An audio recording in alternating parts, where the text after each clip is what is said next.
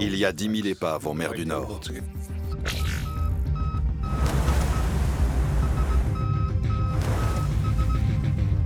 Le TNT est pleinement exposé.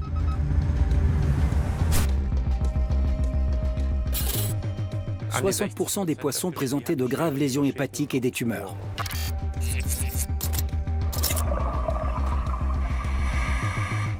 Le risque, c'est une explosion qui pourrait déclencher un tsunami de 5 mètres de haut.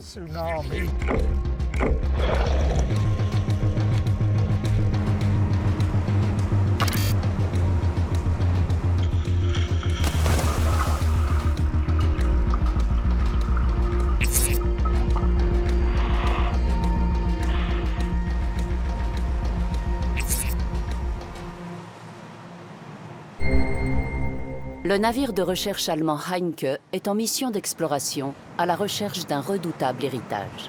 Direction la baie d'Helgoland, en mer du Nord. À son bord, une équipe de scientifiques marins. Matthias Brenner, biologiste à l'Institut Alfred Wegener pour la recherche polaire et marine, dirige l'expédition. L'objectif, étudier des épaves de guerre immergées, encore chargées de munitions. Avec, plusieurs décennies après les batailles navales des deux guerres mondiales, une approche inédite. C'est la première fois qu'une institution publique se penche sur le stock de munitions restant en tant que tel. D'habitude, on regarde plutôt si les épaves posent un problème de navigation, si elles sont instables, si elles représentent un danger pour les navires.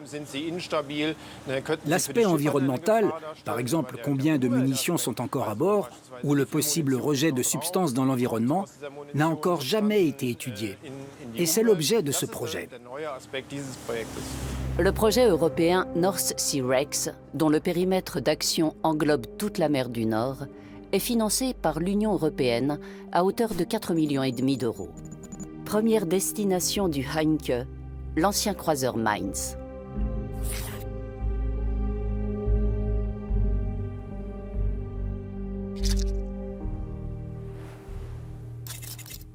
Le Mainz est un croiseur léger de la Première Guerre mondiale. Il a été gravement endommagé par les Britanniques en 1914 pendant la bataille d'Helgoland, puis sabordé par l'équipage lui-même. Il y a eu beaucoup de morts côté allemand, même si une grande partie de l'équipage a été sauvée par les Britanniques. Aujourd'hui, le Mainz gît par 30 mètres de fond. L'épave est très bien conservée. La coque est intacte sur toute sa longueur, c'est-à-dire plus de 130 mètres. On reconnaît une partie des tourelles qui sont à côté du bâtiment. C'est très impressionnant de découvrir une épave de plus d'un siècle. Au bout de quelques heures, le navire de recherche atteint les coordonnées du croiseur. En préambule à leur mission, les scientifiques visionnent une vidéo tournée lors d'une précédente expédition, histoire de se faire une idée de l'épave. On va voir une des tourelles. Regardez, c'est ce cylindre-là. À l'origine, elle était fixée sur le navire. Ici, on a la plateforme sur laquelle se trouvait la pièce d'artillerie. Elle a probablement basculé et on peut penser qu'elle est enfouie la tête la première dans les sédiments. Elle a dû tomber quand le navire a heurté le fond. Ici, on distingue la chaîne qui reliait la tourelle au navire. Ce serait formidable si on arrivait à accéder à cette zone où elle s'est désolidarisée du navire. Parce que c'est là que se trouvent les soutes à munitions.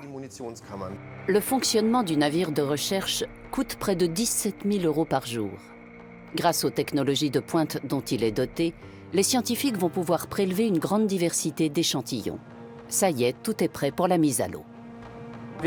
On va effectuer 2 séries de prélèvements pour intensifier l'échantillonnage.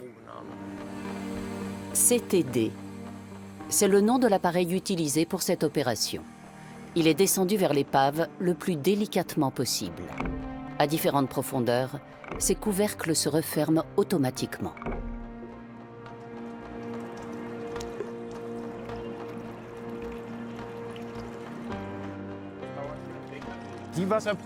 On va analyser les échantillons d'eau pour détecter la présence éventuelle d'explosifs dissous.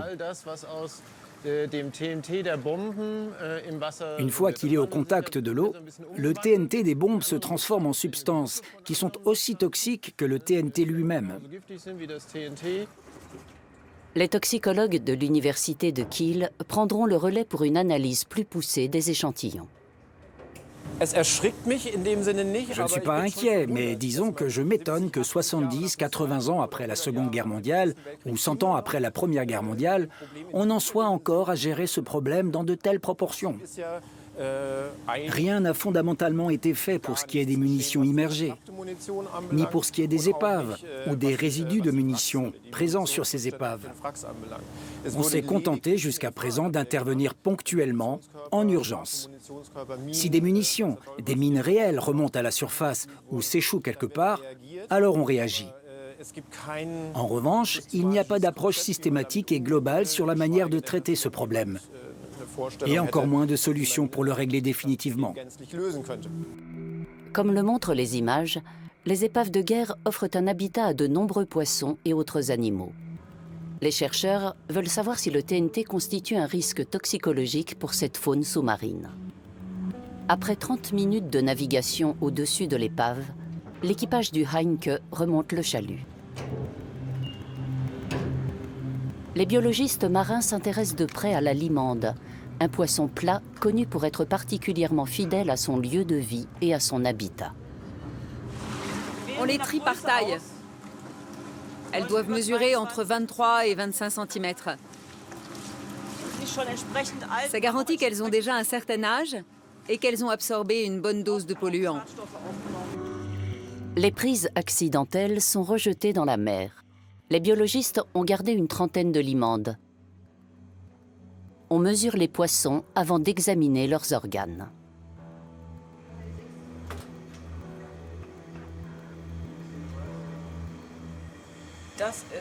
En ce qui concerne le foie, on est sur la couleur numéro 2. Le foie est l'organe de détoxication, comme chez les humains. C'est là que les polluants absorbés par le corps sont stockés. Plus la couleur tend vers le beige, plus le foie contient de la bile.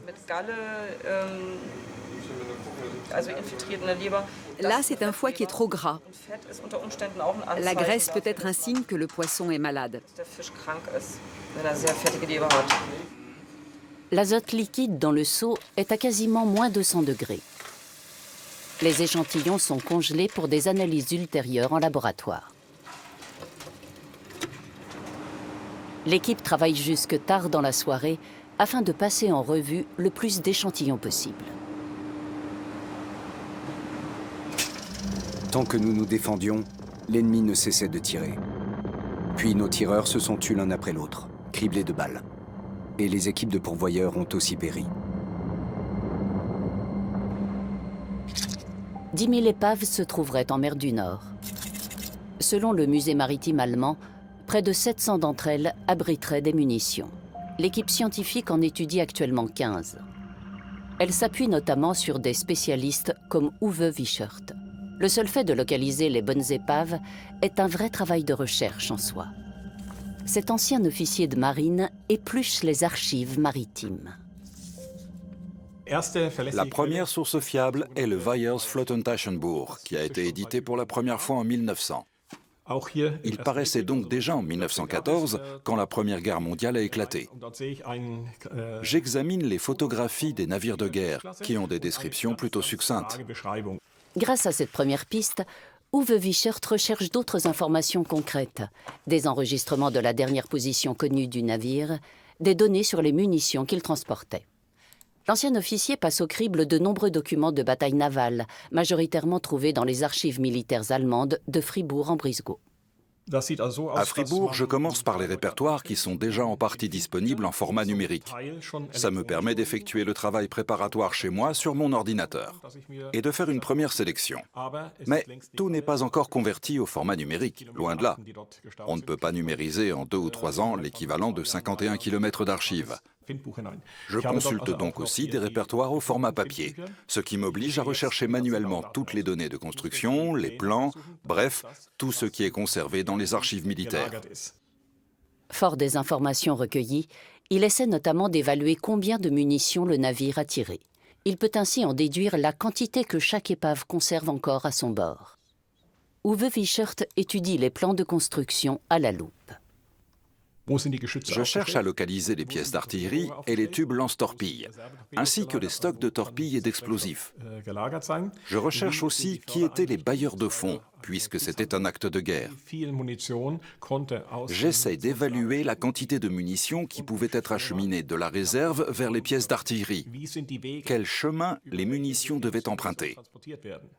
Une fois que je connais la quantité de munitions, l'emplacement, le nombre et la nature des pièces d'artillerie, l'étape suivante est de déterminer ce qu'elles pouvaient tirer en théorie.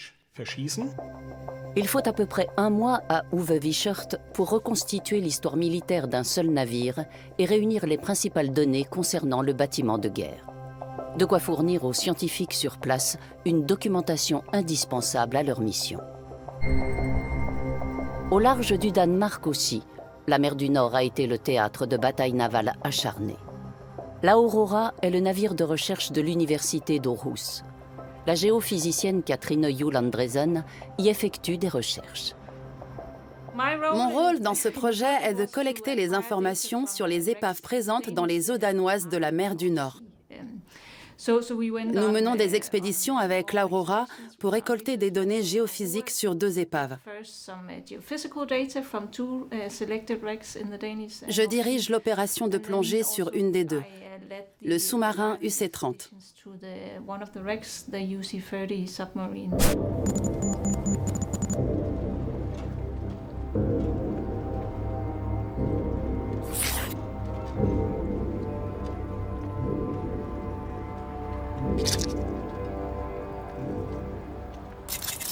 Ce sous-marin avait pris la mer pour poser une grande quantité de mines. Mais il a apparemment rencontré des problèmes de moteur.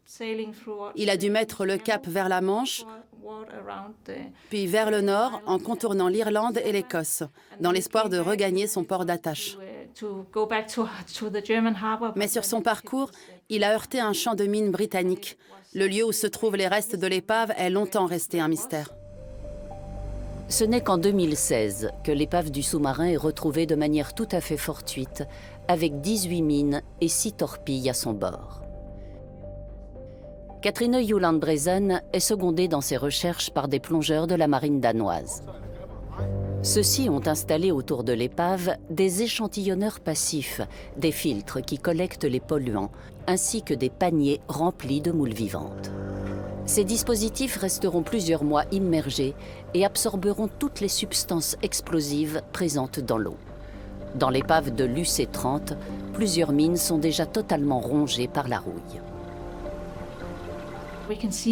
La coque extérieure du sous-marin a complètement disparu, tout comme le couvercle de protection en acier des barils supérieurs, qui contiennent des munitions encore actives.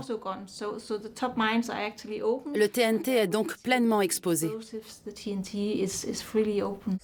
Katrine Juhl-Andresen a examiné à plusieurs reprises l'épave du sous-marin UC-30. La géophysicienne a réalisé des enregistrements sonars détaillés des débris situés à 46 mètres de profondeur. Elle a également mesuré le courant et le mouvement des sédiments dans lesquels repose le sous-marin. Le niveau de concentration des polluants l'a beaucoup surprise. On s'attendait à trouver de la pollution à proximité immédiate des explosifs, mais certainement pas à des taux aussi élevés que ceux qu'on a relevés. Et encore moins à en détecter au niveau de certaines stations de référence, qui sont situées à une dizaine de mètres de part et d'autre de l'épave. On estime que 600 épaves sont englouties dans les eaux danoises de la mer du Nord, dont 240 navires de guerre chargés de munitions. Pour Katrine Juhl-Andresen, il est urgent d'intensifier la recherche dans ce domaine. Le sujet suscite de plus en plus d'intérêt, étant donné les nouvelles normes en vigueur sur la gestion des ressources marines et leur développement durable. Le risque de pollution est aussi au cœur des préoccupations des chercheurs allemands du Heinke.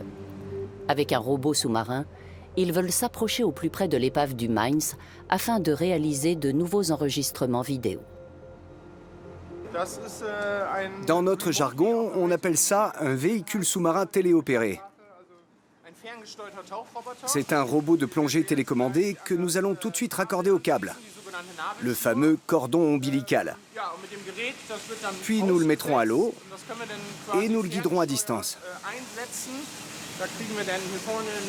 Il est équipé à l'avant d'une caméra, de projecteurs et d'un bras de préhension avec lequel il peut collecter des échantillons. Dans le cas présent, nous allons l'utiliser uniquement pour de l'observation. Peut-être qu'on arrivera à voir quelque chose aujourd'hui. En mer du Nord, les courants peuvent être imprévisibles. L'équipe ne dispose que d'une petite heure pour mener son expérience. C'est la fenêtre de temps entre marée haute et marée basse où le courant est faible. Mais c'était compté sans la houle de forte intensité que la récente tempête a laissée dans son sillage. On est obligé de s'orienter à l'aide du sonar. On a probablement été en contact avec l'épave, mais le courant nous a déportés. Et on s'est retrouvé avec le bateau qui tirait sur le câble.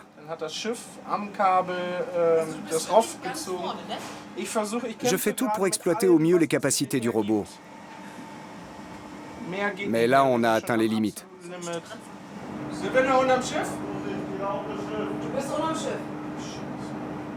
Malgré les efforts de l'opérateur, le robot peut difficilement résister au courant marin. À cela s'ajoute la mauvaise visibilité engendrée par le passage de la tempête. On se retrouve dans un chenal où les courants sont particulièrement forts. Les limites techniques de l'appareil sont vite atteintes. Au bout de 50 minutes, les scientifiques abandonnent et remontent le robot. Hors de question de risquer d'endommager un appareil qui a coûté plusieurs centaines de milliers d'euros. On ne manœuvre ce genre d'appareil que lorsque le courant est relativement faible, pour préserver l'appareil lui-même, mais aussi le câble, qui forme des boucles assez longues, qu'on a parfois du mal à localiser précisément. Ce n'est pas sans risque. Et d'ailleurs, même quand il n'y a pas de courant, on n'est pas à l'abri d'un problème. Entre les marées et les intempéries, il faut dire qu'en général, la navigation en mer du Nord, c'est quelque chose de complexe. La recherche de munitions est nettement plus difficile en mer du Nord que dans la Baltique, par exemple. Heureusement, la benne preneuse, utilisée pour les échantillons de sol, n'est pas aussi fragile. Grâce à elle, les scientifiques prélèvent des sédiments directement sur l'épave par 30 mètres de fond. On collecte des sédiments à deux profondeurs différentes, à la surface du fond marin et un peu plus profondément. L'analyse nous dira s'ils sont contaminés par des substances explosives. Les sédiments contiennent aussi des macro-invertébrés benthiques qui vivent en association avec le sol. Les échantillons sont envoyés à nos collègues de Kiel qui feront leur analyse chimique. Ils regarderont si ces organismes sont contaminés par les explosifs. Cap au nord-est, vers l'épave suivante.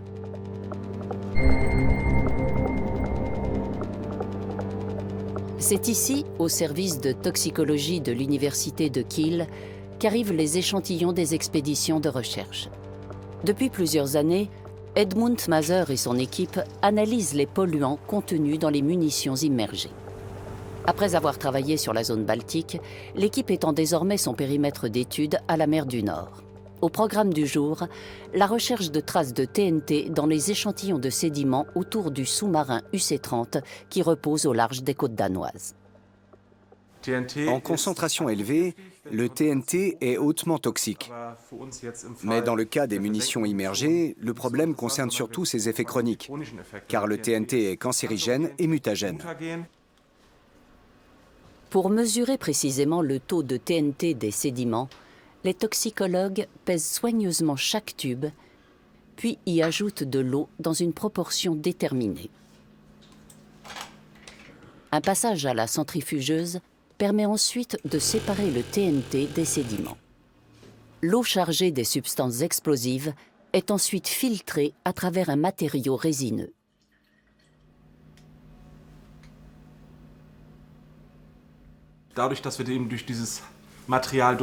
Ce matériau retient les substances explosives et laisse passer l'eau. On obtient ainsi des explosifs qui ne sont donc plus sous forme dissoute, mais sous forme liée. Ensuite, un chromatographe en phase gazeuse et un spectromètre de masse analysent les échantillons. Ces appareils peuvent détecter des traces infimes de polluants. Les scientifiques visualisent les résultats sur leur écran. Dans les échantillons du sous-marin, les appareils ont immédiatement décelé des traces de TNT et d'ADNT tout aussi toxiques. Les soupçons ne font que se confirmer. Dans tous les échantillons d'eau et de sédiments des épaves, nous trouvons du TNT en concentration plus ou moins élevée, selon que le navire transportait une faible ou une grande quantité de munitions. C'est un facteur tellement déterminant que nous croisons désormais nos analyses avec les documents historiques. La consultation des archives permet de déterminer le volume de munitions présentes sur tel ou tel navire. Nous corrélons ainsi nos résultats avec ces données. S'il n'y en avait pas tant que ça à bord, c'est normal que nous en trouvions peu. Pour évaluer la contamination des sites, nous prenons donc en compte plusieurs variables. La quantité de munitions présentes à bord, leur degré de corrosion, l'âge du navire, sans oublier les courants. Une flamme rouge vif a d'abord embrasé l'avant du navire, puis une explosion a retenti, suivie d'une autre beaucoup plus violente au milieu du navire.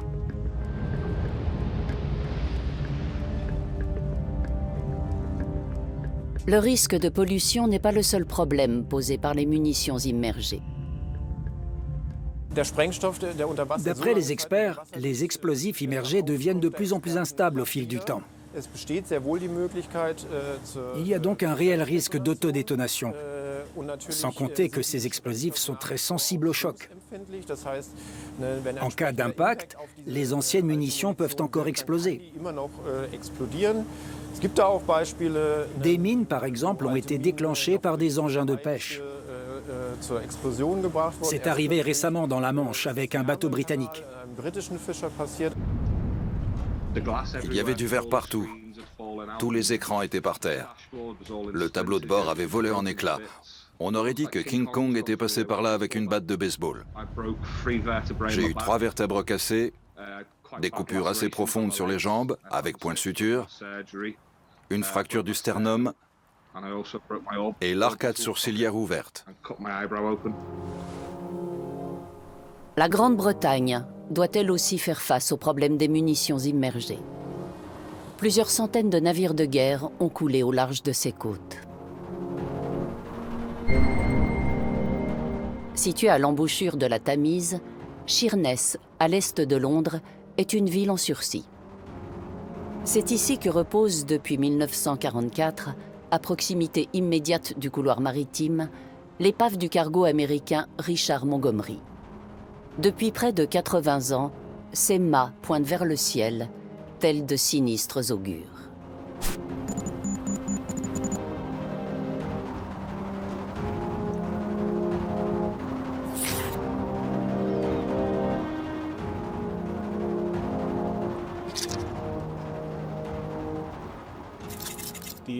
Les cargos Liberty, comme le Richard Montgomery, étaient destinés à soutenir l'effort de guerre. On les a construits dans l'urgence, en s'affranchissant des normes de la construction maritime civile. Ils n'étaient donc pas conçus pour avoir une durée de vie longue. Ces cargos étaient chargés du transport de divers types de munitions. Ils naviguaient dans les eaux peu profondes et étaient exposés aux aléas des marées. Il suffit alors d'un petit choc, d'une contrainte mécanique, pour que le chargement se mette à rouler et pour qu'une bombe ou une grenade stockée dans la cale fasse ce pourquoi elle a été conçue, c'est-à-dire exploser. Le navire, qui devait livrer des munitions aux Alliés, s'échoue par une nuit de tempête au large de Sheerness. Peu de temps après, il se brise en deux. Les équipes de sauvetage refusent de sortir les bombes du navire en raison du risque élevé d'explosion. Les spécialistes estiment qu'au moins 9000 bombes contenant 1400 tonnes d'explosifs sont encore à bord. Personne n'ose s'approcher de l'épave. David Alexander, chercheur en gestion des risques et des catastrophes, s'intéresse depuis plusieurs années au Richard Montgomery. C'est une véritable épée de Damoclès qui pèse sur la région. Que l'on agisse ou pas, il y a un risque. Il est extrêmement difficile de trouver une solution quand le navire gît au large d'une ville de 11 000 habitants. Un périmètre de sécurité a été établi autour de l'épave. Depuis la guerre, l'Angleterre ne sait comment résoudre ce problème. Et personne ne peut répondre à la question cruciale. La grande question est de savoir si les bombes sont équipées de détonateurs. La réponse est probablement oui, pour la plupart d'entre elles, mais c'est invérifiable. L'intérieur du cargo est ensablé et rempli d'une eau très trouble, donc on ne peut pas voir ce qu'il contient depuis l'extérieur. Et rentrer dedans est bien trop dangereux. Par conséquent, il est impossible de vérifier nos suppositions. À plusieurs reprises, le passage de grands navires au voisinage immédiat de l'épave a suscité de fortes inquiétudes. Les facteurs de risque d'explosion sont multiples. Il y a d'abord un acte de terrorisme, c'est-à-dire le largage d'une bombe directement sur le Richard Montgomery, qui déclencherait l'explosion des engins. Il y a aussi le risque d'une erreur de navigation. En sachant que d'énormes porte-conteneurs, des dragueurs et des navires de gaz naturel liquéfié passent à moins de 200 mètres de l'épave. Et enfin, il y a le risque d'un effondrement structurel quasi inéluctable qui pourrait déclencher l'explosion de la cargaison. Un rapport rédigé par le Royal Military College of Science s'est employé à déterminer les conséquences d'une telle explosion pour la ville et ses environs. Selon eux, l'explosion pourrait déclencher la formation d'une colonne de 3 km de haut, composée d'eau, de sable et de débris de navires et de bombes, ainsi qu'un tsunami de 5 mètres qui balayerait le rivage où je me trouve. Mais aussi l'île de Grain, qui abrite 18 citernes de pétrole et 5 très grands réservoirs de gaz naturel. À leur contact, le tsunami pourrait s'enflammer. Et cette boule de feu géante pourrait même atteindre Londres. Première décision prise il y a 3 ans par les autorités en charge du dossier, commencer par retirer les mâts de l'épave. La crainte est que ces pièces d'acier lourdes traversent le pont à mesure qu'il est attaqué par la corrosion et qu'elles déclenchent les bombes par compression. Mais cette décision qui a été prise il y a 3 ans n'a pas encore été suivie d'effet. Dans les entrailles rouillées du Richard Montgomery sont stockées, outre des explosifs conventionnels, de nombreuses bombes incendiaires remplies de phosphore blanc. En se promenant sur une plage d'Allemagne du Nord, Gert Szymanski a croisé leur chemin. J'avais ramassé sur la plage une petite pierre qui m'intriguait et que j'avais mise dans ma poche pour la regarder tranquillement à la maison. Je pensais que c'était du corail fossilisé. Et tout d'un coup, bang! Une explosion, un éclair, je ne sais plus ce qu'il y a eu en premier. Je me souviens juste d'avoir vu au niveau de ma poche de pantalon un éclair très vif. Et l'instant d'après, je brûlais. À l'époque, Gert Szymanski collectionne les minéraux. Sa passion le conduit presque quotidiennement sur les plages de Kiel, jusqu'au jour fatidique du 14 janvier 2014 où il confond un morceau de phosphore avec une pierre. J'ai vu mon jean brûler de haut en bas, ma peau fondre et partir en lambeaux, pendant qu'une épaisse fumée noire se dégageait. J'ai crié au secours au seul pêcheur qui était à proximité. J'ai hurlé « Je brûle !» Il a dû me prendre pour un fou. Mais il est venu et je lui ai dit « Appelle les secours, demande un hélicoptère ». Et je ne sais pas comment, mais je me suis jeté dans la mer. Parce que quand les flammes sont aussi hautes, on ne se roule pas dans le sable, mais on court se jeter dans l'eau. C'est un réflexe de survie. Malheureusement, le phosphore blanc continue de brûler dans l'eau, à une température pouvant atteindre les 1300 degrés. Placé dans un coma artificiel, Gert passera plusieurs mois dans un service de grands brûlés. Il souffre encore aujourd'hui de fortes douleurs. Plus de 20 000 objets dangereux se sont échoués au cours des 10 dernières années, rien que sur les côtes allemandes. Comme l'explique le biologiste Frank Rudolph, spécialiste du sujet, il est souvent très difficile d'identifier des munitions ou des explosifs. Impossible en effet de distinguer à l'œil nu l'ambre du phosphore blanc. En cas de doute, la plus grande prudence s'impose. La méthode la plus sûre, c'est de placer l'objet au soleil en respectant une bonne distance de sécurité. Et s'il est encore là le soir, alors on peut le prendre. En hiver, on peut le chauffer avec un sèche-cheveux, mais à l'extérieur, en restant à distance et en portant un masque de protection respiratoire, car la fumée qui se dégage d'un feu de phosphore est hautement toxique. Le biologiste met aussi en garde contre d'autres découvertes qui peuvent s'avérer tout aussi fatales pour les promeneurs non avertis. Ça, c'est du coton poudre, autrement dit du TNT. On dirait une pierre, mais c'est extrêmement dangereux et très toxique. Cet explosif s'est échappé d'une mine ou d'une torpille qui a été exposée à l'eau de mer, puis a rouillé. Il a dérivé et finit par s'échouer sur la plage. On peut en trouver sur toutes les plages de la mer du Nord et de la Baltique. Le coton poudre est cancérigène et toxique. À son contact, les doigts jaunissent. Des promeneurs qui en avaient ramassé et l'avaient rangé dans leur veste pour le rapporter chez eux ont par la suite développé des éruptions cutanées qui ont nécessité plusieurs semaines d'hospitalisation. Toute leur peau partait en lambeaux, tellement cette substance est toxique. Frank Rudolph est pessimiste. Selon lui, la dégradation croissante des munitions immergées conduira à des accidents de plus en plus fréquents. La première bombe a touché la base de la cheminée et a explosé dans la chaufferie. La seconde a touché la poupe avant d'exploser dans le tunnel d'arbres. Le navire a coulé en une demi-minute. Le Heinke a atteint sa prochaine destination. C'est ici que se trouve l'épave du croiseur Ariadne.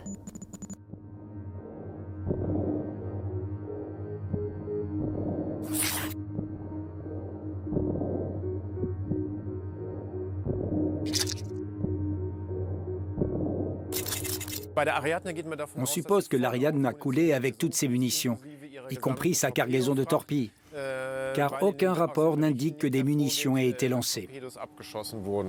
Avant tout prélèvement, les chercheurs doivent se faire une idée précise de la position de l'épave. La technologie embarquée et le savoir-faire de l'ingénieur Rohan Henkel sont une aide précieuse. On a localisé l'épave et on est en train de passer au-dessus. Ici, on aperçoit plus ou moins l'élévation du fond de la mer. Comme on navigue actuellement avec un angle très réduit, il est un peu difficile d'obtenir une image en gros plan, alors on va faire plusieurs balayages. Mais avec un peu d'imagination, on peut quand même distinguer sa position.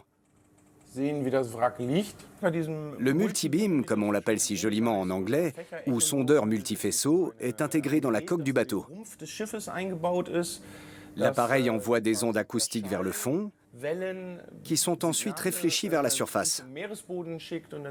Et en fonction du temps de parcours de ces réflexions, on obtient un relevé du relief sous-marin. Le navire de recherche effectue plusieurs passages au-dessus de l'épave. Sur l'écran, celle-ci apparaît de plus en plus nettement. Notre mosaïque commence à prendre forme. On voit maintenant un grand objet allongé. Depuis qu'il a coulé en 1914, le croiseur de combat Ariadne repose par 40 mètres de fond. Pour pouvoir prélever des échantillons sur l'épave, les chercheurs doivent avant tout déterminer sa position exacte. En zoomant un peu, on distingue maintenant précisément l'emplacement de l'épave, ce qui va nous permettre de déployer les appareils de mesure aux endroits appropriés. C'est extrêmement important pour pouvoir prélever les échantillons aux bons endroits. Contrairement au Mainz, l'Ariadne a chaviré avant de sombrer au fond de la mer. Son bordage est percé de mystérieux trous dont on ne connaît pas l'origine. Le bâtiment a été coulé peu de temps après son départ par des croiseurs de combat britanniques lors de la bataille d'Helgoland en 1914. C'est pourquoi les chercheurs pensent qu'il contient encore toutes les munitions présentes à son bord au départ. Après avoir prélevé des échantillons d'eau, de sédiments et des poissons, le navire de recherche prend le chemin du retour, direction Bremerhaven. Les chercheurs de l'Institut Alfred Wegener effectuent eux-mêmes les analyses biologiques. Aujourd'hui, l'équipe s'intéresse au foie des poissons. Les organes sont d'abord découpés en tranches très fines, puis fixés sur une plaque de verre et colorés avec un produit de contraste. Matthias Brenner peut maintenant les examiner au microscope et il fait rapidement des découvertes. La couleur foncée révèle une tumeur dans un tissu hépatique, par ailleurs relativement sain. Cette tumeur est clairement délimitée par rapport au reste du tissu. Malheureusement, c'est un peu moins net à l'écran qu'au microscope. On distingue néanmoins une limite entre le tissu tumoral foncé et le tissu hépatique relativement normal, plus clair. Cet échantillon a été prélevé sur l'Ariadne. Un autre exemple, c'est ce foie, qu'on ne peut d'ailleurs plus vraiment qualifier de foie, étant donné qu'il a évolué en tumeur et que le tissu est en train de se nécroser. Rigueur scientifique oblige, les chercheurs analysent également des poissons pêchés dans une zone non contaminée qui leur servira de référence. C'est maintenant l'heure de comparer les données des deux groupes. Nos résultats montrent que dans la zone de référence, 0 à 3% des poissons présentent des lésions hépatiques graves. Et sur l'Ariadne, ce pourcentage grimpe jusqu'à 60%. La différence parle d'elle-même. En Belgique aussi, des scientifiques étudient des épaves de navires de guerre. Le navire de recherche Simon Stevin est en mission. Des affrontements majeurs ont eu lieu dans les eaux belges de la mer du Nord. Pas moins de 140 épaves de navires des deux guerres mondiales gisent au fond de ces eaux. On a tous les types de navires de la Première et de la Seconde Guerre mondiale. Sous-marins, destroyers, patrouilleurs, Perbrecher, Schnellboote, engins de débarquement, Cargo Liberty pour le ravitaillement, pétroliers de l'armée américaine. Cette région est un vrai cimetière d'épaves. La cible du jour est l'épave du navire de transport allemand KW-58 Hendrikus.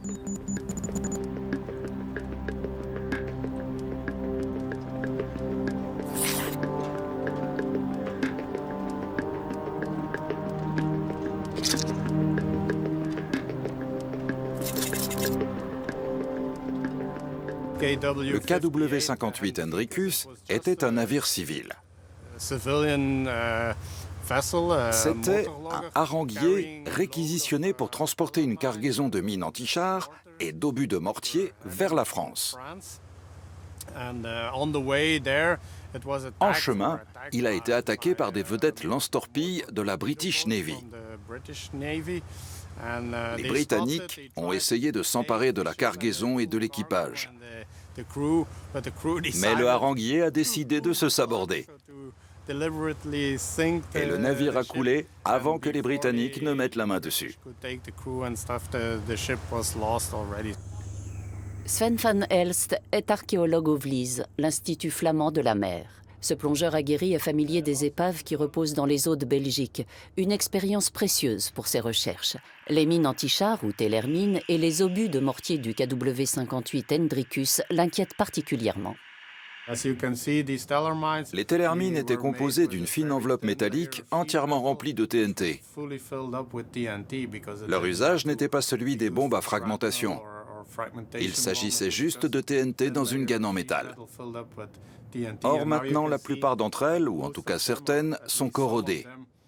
Et le TNT intact est en contact direct avec l'eau de mer.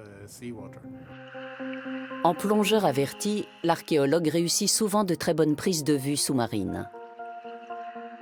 Son institut s'intéresse également à l'épave du patrouilleur allemand John Mann.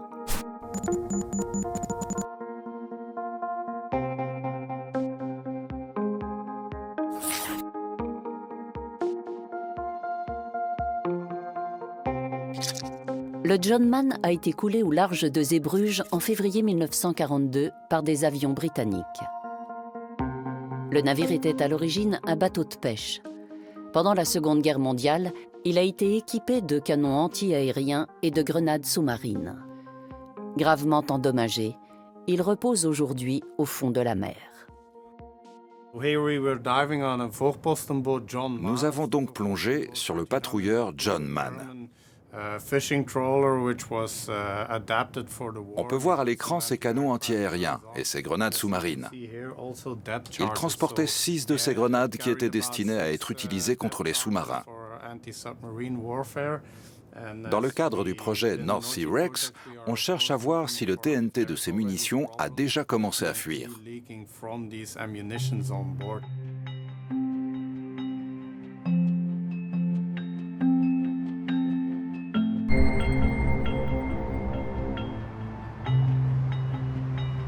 Tous les résultats de recherche sur les épaves de guerre et les munitions immergées sont traités par l'entreprise North.io. Ces programmeurs intègrent les mesures envoyées par les scientifiques européens dans une base de données actualisée en permanence. À titre d'exemple, on nous envoie des données sur les fonds marins, des résultats d'analyses toxicologiques effectuées par les équipes de Kiel sur des coquillages ou des échantillons d'eau. On en discute avec les chercheurs et on voit ensemble comment les intégrer de manière optimale dans la base, pour les exploiter au mieux pour l'analyse de risque. L'entreprise développe un outil qui calcule avec précision le danger que représente chaque épave. On peut entrer de nouvelles informations à tout moment.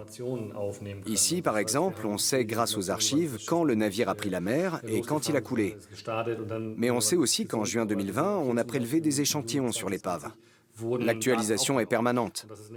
Cette base de données retrace le cycle de vie du navire, même une fois qu'il est sous l'eau. Les scientifiques et les autorités peuvent utiliser cet outil pour évaluer le danger que représente chaque épave et cibler les interventions prioritaires.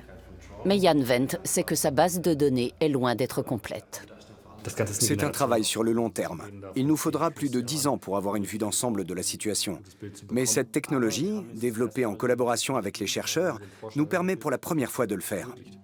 Retour dans les eaux belges de la mer du Nord.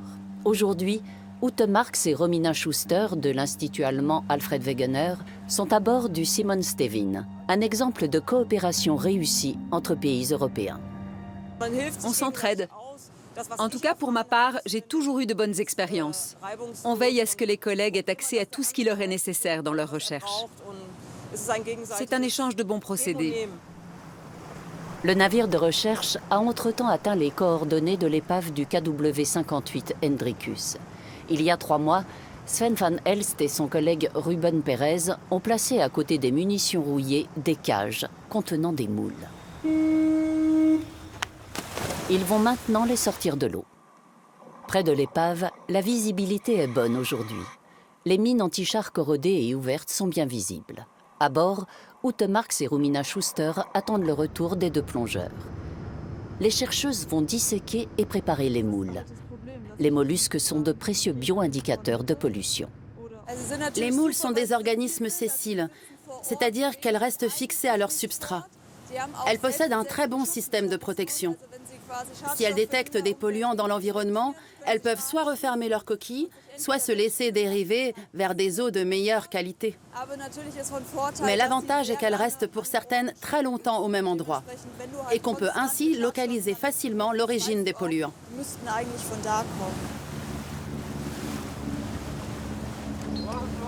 Au bout de 3 quarts d'heure, les plongeurs sont de retour avec leur cargaison de moules. Une course contre la montre commence. Il faut ouvrir les cages sans tarder, car les animaux doivent être encore vivants au moment de la dissection. Récupérer des moules vivantes permet d'observer les effets des polluants sur des organismes ayant vécu longtemps à proximité. Il faut les disséquer rapidement pour éviter le stress, parce que ça entraîne une modification du métabolisme et donc l'intervention de facteurs perturbants pour nos analyses. Les 2 collègues de l'Institut Alfred Wegener travaillent de manière très concentrée. Il faut disséquer et congeler dans l'azote les mollusques un par un. Ces échantillons seront envoyés au service de toxicologie de Kiel. Ute Marx soupçonne que ces moules sont très fortement contaminés par le TNT. Sachant d'où elles viennent, je n'en mangerai pas. car on ignore le niveau de contamination au TNT autour de l'épave. Leur consommation, même en petite quantité, n'est pas recommandée pour la santé. Voilà pourquoi, personnellement, je m'abstiendrai d'en manger. Au service de toxicologie de l'université de Kiel, les échantillons sont broyés et préparés. Comme avec les échantillons d'eau et de sédiments, les scientifiques recherchent dans les moules des traces de TNT et de ses produits de dégradation. Il s'avère rapidement que l'épave du KW-58 Hendricus, avec ses nombreuses mines corrodées, est particulièrement toxique.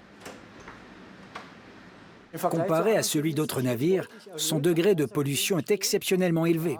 Nous avons analysé des navires avec un niveau de contamination plus ou moins important. Et dans ce cas présent, il l'est particulièrement. Quand on a placé les échantillons dans l'appareil, l'aiguille s'est plantée sur la valeur maximale. On ne distinguait même pas le pic. Il a fallu diluer les échantillons au 1 millième pour obtenir un résultat exploitable. Les toxicologues ont maintenant une image précise de la contamination de chaque épave et peuvent établir un classement. Le KW-58, l'UC-30 et l'Ariadne sont extrêmement contaminés. Nous avons également procédé à des analyses complètes sur le John Mann et nous disposons de nombreux résultats concernant les sédiments, l'eau, les poissons, les mollusques et les collecteurs passifs. Lui fait partie des navires, disons, moyennement contaminés. Malgré les premières données détaillées sur les polluants des munitions, Edmund Maser sait que le chemin sera long. Le projet North Sea Rex est pionnier en la matière. Nous avons affiné nos méthodes d'analyse et nous sommes maintenant en capacité de mesurer d'infimes concentrations de polluants dans l'eau, les sédiments et les organismes marins. Il faut étendre la démarche à toutes les zones concernées. La science doit aller de l'avant. Nous avons atteint un plateau, mais nous devons continuer à travailler pour obtenir une vue exhaustive de la situation. Reste à savoir si le TNT pourra être récupéré. 1,6 million de tonnes de munitions, soit l'équivalent d'un train de marchandises de 3000 km de long, seraient immergées au large des côtes allemandes. Après avoir fermé les yeux pendant plusieurs décennies, l'Allemagne a décidé d'agir. 100 millions d'euros d'argent public ont été alloués pour la conception d'une plateforme qui détruira les munitions directement en mer. L'entreprise allemande Citera développe un robot à cet effet.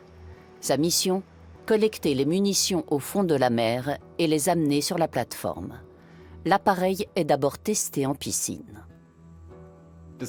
La prochaine étape, c'est de lui faire ramasser des munitions de petit calibre qu'il devra placer dans des paniers pour que nous puissions les récupérer. Et l'objectif à terme, c'est de faire travailler simultanément plusieurs robots en autonomie pour qu'ils nettoient toute une zone contaminée. Dans la baie de Kiel, le moment est venu de tester le robot en conditions réelles. Ici, 50 000 tonnes de munitions ont été déversées dans la mer. Rapidement, les ingénieurs découvrent sur leur écran l'image sonore d'un objet qui les intrigue. Da ist ein Objekt, zylindrisch, circa 2 Meter lang und circa 50 bis 70 Zentimeter in der Breite. Das klingt wie eine Grundmine.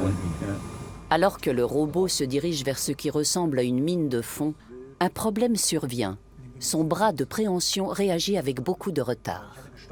Wir haben es natürlich in der Werkstatt versucht, unter optimalen Bedingungen. Und da waren die Verzögerungen weitaus geringer. Dans ces conditions, impossible pour l'opérateur de faire manipuler au robot des munitions dangereuses.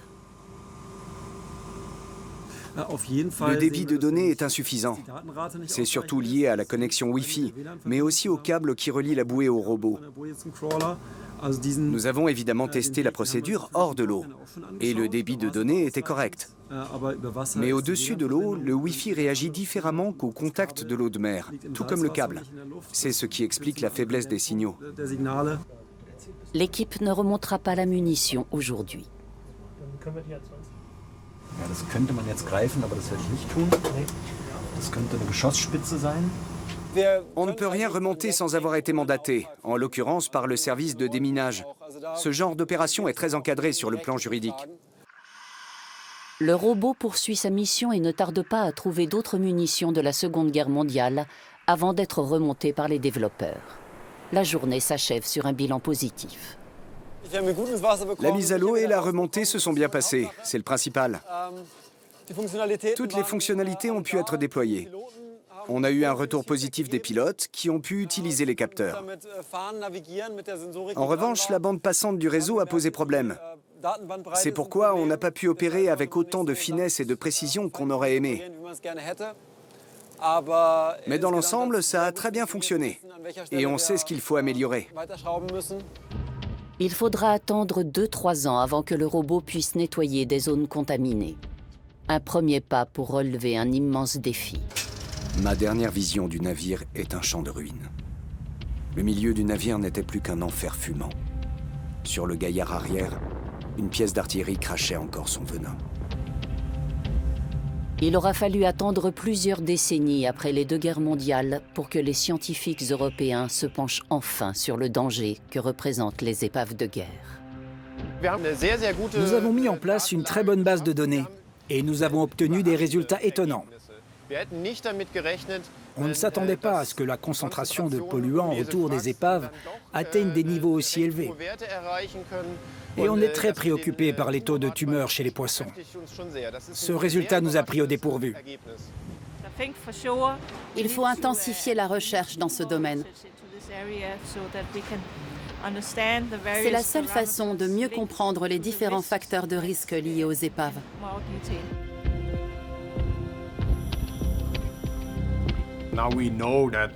On sait maintenant que de nombreuses épaves laissent déjà échapper du TNT. Il faut être vigilant et réfléchir aux mesures à prendre rapidement. Avec ce projet, nous espérons convaincre la société, les médias et surtout la classe politique de la nécessité de surveiller ces épaves. Les connaissances scientifiques que nous avons acquises sont inquiétantes. Il faut agir. C'est un enjeu sanitaire. Les responsables politiques doivent réagir et mettre à disposition des fonds supplémentaires pour la recherche.